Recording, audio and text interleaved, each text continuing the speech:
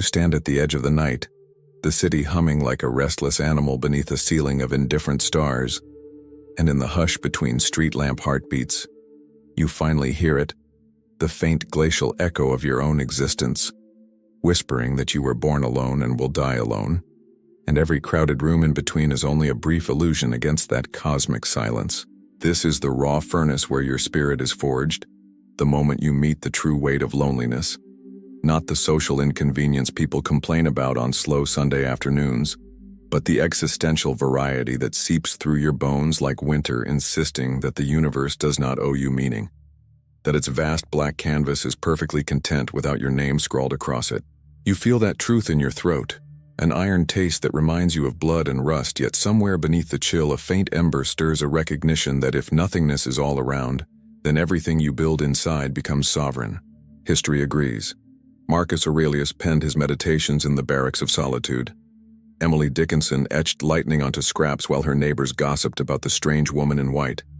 Nikola Tesla walked Manhattan nights alone, courting thunder in his imagination because people could not keep pace with the storms in his head. Their mileage in loneliness became fuel. And yours can too if you claim it. So breathe deeper than you have ever dared.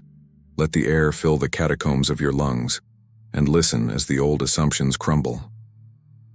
You were taught that fulfillment arrives from outside titles, applause, affection, but the desert inside you stays parched no matter how many trophies line the shelf. What quenches you is not applause but alignment, mindset sharpened against the flint of isolation, belief annealed in private fires, clarity born when the last background voice falls silent. Close your eyes now and picture your inner citadel. Walls carved from conviction, floors tiled with deliberate thoughts, windows opening onto possibility instead of fear. Feel the click of the mental gate as you bar entry to every opinion that once bent your spine. In this place, the noise of comparison dies. You realize that from the day you could walk, you have been weighed against siblings, classmates, co-workers, strangers on flickering screens, and each measurement stole a fragment of your freedom. Loneliness returns that freedom, because only when you are unobserved can you confront the uncensored mirror. You see imperfections, yes, the hairline fractures in your willpower, the unanswered letters of your potential, but you also see an unclaimed reservoir of vision. Here is the soil where purpose germinates. In darkness and stillness, in a silence so complete you hear the hush of your own red blood negotiating corridors of flesh. And then, like dawn sneaking over a horizon it does not need to apologize for, a realization rises. Meaning is a verb. It is sculpted, not received. The sculptor is discipline, wielding the chisel of daily action. You wake before the sun not because a guru said so, but because the hour is an anvil. Every swing of habit at that forge sends sparks across the rest of the day. You choose your first thought with precision. You hydrate mind and body. You confront the empty page, the blank canvas, the steel bar waiting in the gym, and you do it while the world still dreams. In that hush, existential loneliness transforms from void to sanctuary. It becomes the room where you negotiate contracts with your highest self.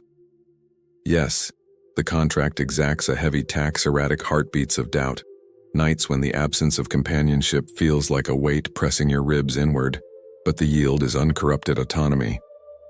You learn to source your validation from the integrity of your own effort, to craft gratitude not as afterthought, but as the atmosphere of your inner kingdom.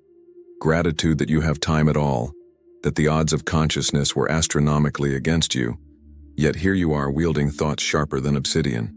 Gratitude that the universe is silent, because only in silence can new music be written.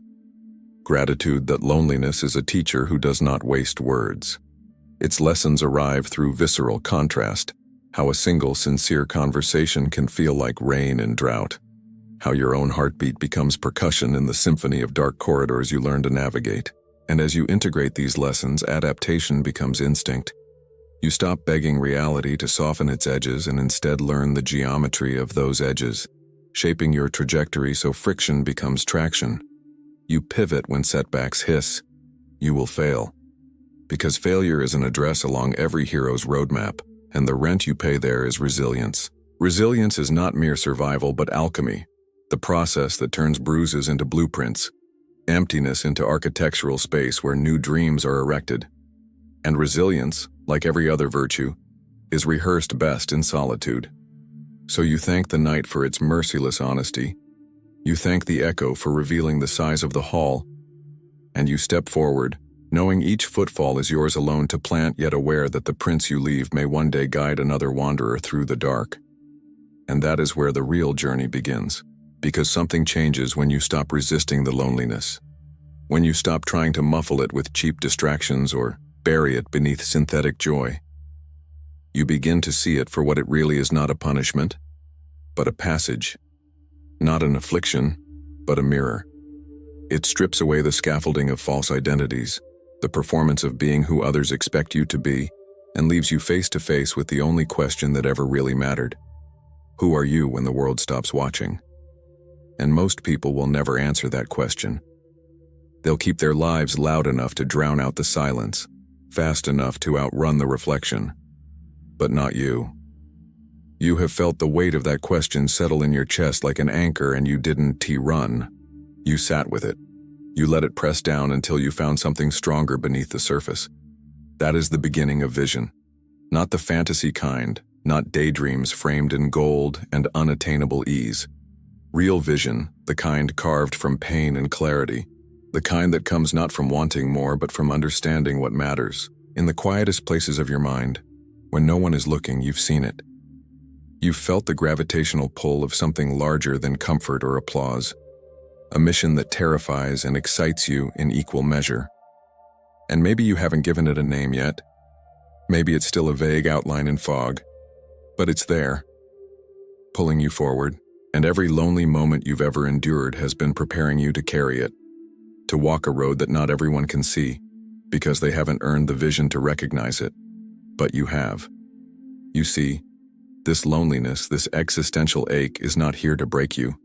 It's here to break through you, to dismantle every illusion about what life is supposed to be, and make room for what it can be when you finally stop outsourcing your worth. That is where purpose begins, not in comfort, not in being liked, not even in being understood. It begins when you accept that the burden of self-awareness is also the privilege of self-creation. You're not here to fit in. You're here to wake up, and waking up is violent. It shatters the fragile stories you once clung to. It burns the blueprint of the life you were taught to want. You realize the ladder you've been climbing is leaning against a wall you didn't even choose. And beneath the ash of that old architecture you begin to build, slowly, deliberately. Purpose is not handed to you. It is built in the crucible of doubt, brick by brick, in the hours no one sees, in the thoughts no one hears. It's built when you choose action over apathy, alignment over approval, devotion over distraction. And devotion is not glamorous. It's not lights and cameras and instant validation. It's quiet. It's daily. It's the decision to show up when no one asks you to do the thing when it's no longer exciting, to stay loyal to the future version of yourself even when the present is full of friction. That's discipline, not force, not punishment, but reverence for what you're becoming. And the deeper your solitude, the purer that discipline becomes, because there is no audience left to impress, only a soul to honor. And that's the paradox, isn't it? That through the most desolate parts of the human experience you find the sacred, that by embracing the void, you create space for something eternal to rise. Not religion, not dogma, but a direct communion with the truth of your own existence. You are not here to be numbed or deluded. You are here to embody intensity, to carry the weight of your own freedom and forge meaning in the furnace of the unknown. No guide, no guarantees, just grit, grace, and the fire you refuse to extinguish. So let others chase connection as a cure for emptiness. You instead will forge connection from fullness. Because when you are no longer afraid to be alone, you become impossible to manipulate. You are no longer seduced by shallow praise or enslaved by fear of rejection. You stop performing and start living. With ferocity, with integrity, with a clarity that makes the fog of the world recoil. And in that space where loneliness once hollowed you out, you now build your throne, not to rule others, but to reign over yourself. And now that you reign over yourself, The world begins to look different, not softer but clearer. You no longer walk through it searching for pieces to complete you, because you are no longer fragmented. You're whole, not because you have everything, but because you no longer pretend that anything outside of you was ever the missing piece. The noise of the world, the envy, the expectations, the endless carousel of craving, loses its grip on you. It all becomes background static to the signal you've now tuned into, the sound of your own becoming. That's the real power of existential loneliness. It doesn't just show you who you are. It dares you to become someone worthy of that solitude. Not worthy in the eyes of others, but worthy in the cathedral of your own conscience. Every moment you spend facing the void is a moment you sharpen the blade of your awareness. You cut away the unnecessary, the false narratives, the old wounds, the subtle dependencies. You shed the skin of a life lived in reaction and step into one lived by design. But design demands sacrifice. It demands the death of comfort as a god. It demands the death of being understood as a need. And most of all, it demands the death of who you thought you were, so that something truer can emerge. That emergence is brutal, because nothing about it is passive. You don't drift into your higher self. You carve your way there. You bleed for it. You stumble through darkness and wrestle with demons wearing your face. You bury parts of yourself that once felt sacred, only to find that they were scaffolding for something deeper. And still, you rise, not with arrogance, but with gravity. The kind of gravity that only comes from walking alone through fires that others only study in books. The kind of weight that cannot be taught, only earned. And in that rising, you realize something else. That the loneliness you feared was never the enemy. It was the invitation, the doorway, the rite of passage into a life no longer built on default, but on destiny. You no longer ask, "What am I missing?" You begin to ask, "What am I here to give?" And that question changes everything. It turns your gaze outward, but not in desperation and generosity. You begin to serve, not to be needed, but because service becomes an overflow of your abundance. Because once you've seen the bottom of yourself and not flinched, you are no longer afraid of other people's depths. You become someone who can sit with another soul in their silence without the urge to fix or flee. You become a lighthouse not because you never feel lost, but because you learned how to stand in storms. And people begin to notice not your clothes, not your smile, not your resume. They notice your presence, something unspoken, something ancient. They sense that you are anchored in something real, something immovable. You don't crave attention. You carry intention. You don't cling. You radiate. And in a world addicted to false connections, that kind of presence is revolutionary. But do not be fooled, this path is not for those who want shortcuts. It's for those who would rather build cathedrals out of silence than castles out of noise. It's for those who understand that meaning is not stumbled upon, it is constructed, one deliberate act at a time. And the mortar that holds it all together is the same thing that once threatened to destroy you: solitude. Because solitude, when faced with open eyes and an undivided heart, becomes sacred. It becomes the forge where your spirit is tempered.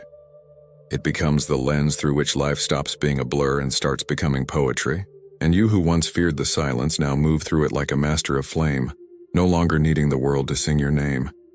Because your every step is a verse in a song only you can hear. A song of purpose. A song of power. And now you walk forward not toward applause, not toward understanding, but toward inevitability. The inevitability that you will live and you will die, and everything in between is your canvas.